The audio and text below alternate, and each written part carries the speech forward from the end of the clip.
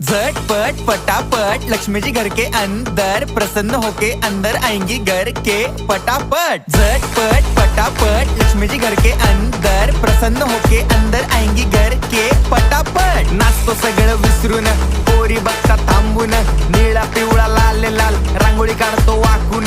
सणासुदीला रांगोळी काढ, भाऊचा बर्थडे रांगोळी काढ, नवीन वर्ष रांगोळी काढ, कलर उरला रांगोळी काढ।